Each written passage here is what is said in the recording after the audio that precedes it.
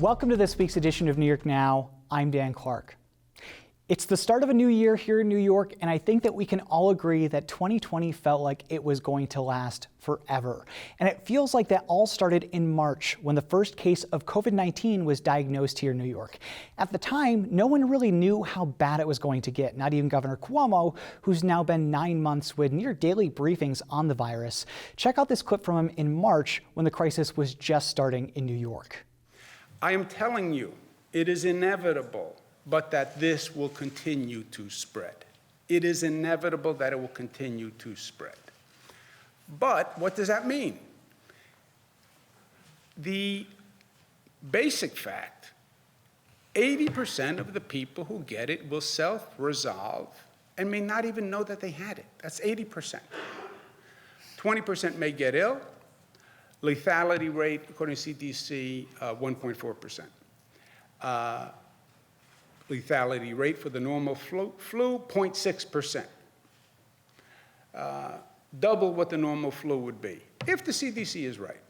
And on the normal flu, you don't even know how many people in this country passed away last week because of the flu. So there has to be perspective here and a context for all of this. So at the time, the state was only testing about a few hundred people every day for the coronavirus. Now, on any given day, the state tests more than 200,000 people. So we've come a long way, but there's still a long way to go. Let's discuss at the top of this week's show. Joining me are Liz Benjamin, the former host of Capital Tonight and now a managing director at Marathon Strategies, and Morgan Hook, a managing director at SKDK, who used to do communications for SUNY and Governor David Paterson. Thank you both for joining me. Thanks for having us. Absolutely. So let's talk about session. Let's talk about next year, because everything's going to be very virtual, kind of like it was in earlier this year. We don't really know what's going to happen. Liz, I want to go to you first. What do you think we should expect out of next year's legislative session? Do you think that some of those important issues are going to fall to the wayside because of how everything is so digital and virtual and people can't get together to negotiate on these big issues like marijuana, for example? First of all, some people might say that there's nothing actually new because they were virtually having a conversation behind closed doors that we didn't know about anyway. So nothing's terribly changed about that. I mean, we used to be able to hang out outside the door back in the day when Morgan was behind the door and I was in front of it as a reporter, and we would ask questions of the leaders when they came out. But we didn't know what happened inside the room. And so we still aren't going to know what happened inside the room. The main difference is that we're not going to be able to witness debates on the floor. You're not going to have people able to engage directly in their democracy, which I think is a travesty, to be honest. And it's of no fault of the governor's, just to be clear, that he's not opening the state capitol, because at this point it seems like it would be dangerous from a public health standpoint. But it really is difficult for people to access their government, and they had difficulty accessing their government anyway because Albany is something of a cipher. So the big losses for small d democracy, I would argue, in terms of 2021. On the question of what's going to happen regarding issues, I think that the predominant focus is going to have to be money. I think everything else is going to fall into place based on how much it costs or does not cost, and how much money it can generate or will not be able to generate. So when you bring up marijuana or cannabis, for example, Dan, the reality is that there's an enormous amount of revenue potential there. It's a question of how they're going to get to the end result. It could be potentially messy, but they're going to really need to make some movement there because they don't have a lot of revenue options. There's taxes, there's new revenue generation through spinning up a downstate casino license or more than one of them. There's cannabis, there's online sports betting. There's not a whole heck of a lot else out there. So they're not going to have a lot of choice. You know, Morgan, I feel like there is some tension right now between the legislature and the governor, especially on issues like raising taxes for the wealthy, which Liz was just talking about, the budget deficit. A lot of Democrats want to come back at the end of December, start of January, to raise taxes on the wealthy, but the governor's not going for it. Meanwhile, at the start of next year, Democrats will have a supermajority in the Senate and the Assembly now. Do you think they're going to use it to get some of these really controversial issues past the governor? No, I mean, use it. If by use it you mean they're going to threaten to override a governor's veto, no, I don't. Because I think that the balance of the Senate in particular, and I think that the power in the legislature is going to be with the Senate. Andrea Stewart Cousins has a lot of members who are not as progressive, as liberal as I think sort of the conference gets defined as. And she has been very smart about understanding what her conference needs. And she now has a whole bunch of new members that are not from New York City, or not from some of the more liberal enclaves in downstate New York. They're from upstate New York. And some of those members that just got elected certainly are in favor of these new taxes, and certainly are in favor of some of the more progressive issues that are out there.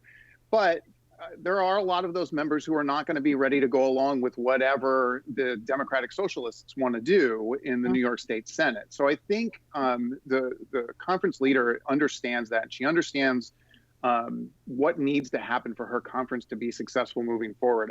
I want to also go back to a point that Liz made about small d democracy gets hurt in this situation. And she's right. You know, you don't have the ability for the public to go in there.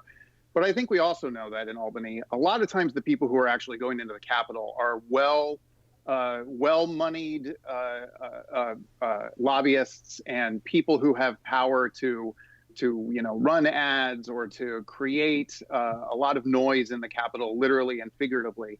I actually think taking some of that noise away could, I'll be optimistic here, allow for some maybe good government to take place, and that people could no. could allow for people to vote their conscience, perhaps vote on the way that they might want to, if not for the pressure that they're feeling from special interest groups. Pollyanna-ish. Morgan, who are you and what have you done with Morgan Hook? Listen, we have to be optimistic coming into 2021. Okay, fair. But I will say this, in terms of the veto-proof majority, and now we have two of them. We had one in the Assembly, now we have two, right? And there's been a lot of ink spilled and airtime devoted to this. It's a tool that is only as sharp as the ability to wield it. And I think that that's what Morgan's point is. The threat of the veto-proof majority is what these lawmakers are banking on. So they now say, we have an increased clout in what was previously an extremely executive-heavy budget cycle, a budget process, really benefited the executive in New York. Add on top of that, Andrew Cuomo, who is really a very strong executive, but he had the law behind him to begin with. Every executive in New York was weighted in their favor in terms of budgeting. That said, now they will be able to go into the room or the chat or wherever they are these days and say in their virtual cloud and say, if you don't do what we want, we will blah, blah, blah, override you, et cetera. The last time they actually did that was in the Pataki era. And it happened with a GOP-controlled Senate and a Democrat-controlled Assembly. So just because you have two Democrat-controlled capabilities does not mean anything. The governor's a Democrat too, ostensibly. I think you're absolutely right about that. And I think that on some of these issues, marijuana, Dan, you mentioned marijuana. I think that marijuana could get tripped up because people are already starting to count that money and fill budget holes with it. And what will be interesting to me is if the governor takes an active role in that issue. If he is the person, I think that there are plenty of times that the legislature, even when it's all Democrats who hold a supermajority, the legislature are going to look to the governor to sort of lead on these negotiations, or at least to be a big part of it. If he doesn't come to the table, if he says on this issue, hey guys, you know what, you come up with a bill, you send me a bill and I'll sign it, that could be a real problem for this issue. That is the governor signaling, I don't want a part of this. You guys get your acts together and bring me something, which I'm wondering if they'll be able to do on this issue, especially because of the budget problems. I don't want to get too far in the weeds here. Oh, sorry. That's a good one. I had to. It's Friday somewhere. Anyway, the point, not really, but the point is, they are going to have a problem in terms of, first of all, dangerous to book revenue you don't have. You've got to have product that goes to sale in order to generate revenue. Or you can get money on the front end through licensing, right? So you can say to various different players, it's going to cost you X to access New York's adult use market. We're seeing you can't have your tax rate too high, as Dan, you wrote recently in the Times-Union, because Massachusetts and New Jersey and maybe Connecticut, wherever they end up, are going to be in a place where will be non-competitive. So we can't put the tax rate so high that as to disincentivize people from purchasing a product. The real problem is going to be, where does the money go? Does it go all for equity for people who are disproportionately harmed by prohibition of cannabis? which would be, low-income minority communities who really paid a price in the so-called war on drugs? Or is it going to go all to the general fund, which I think the governor would prefer?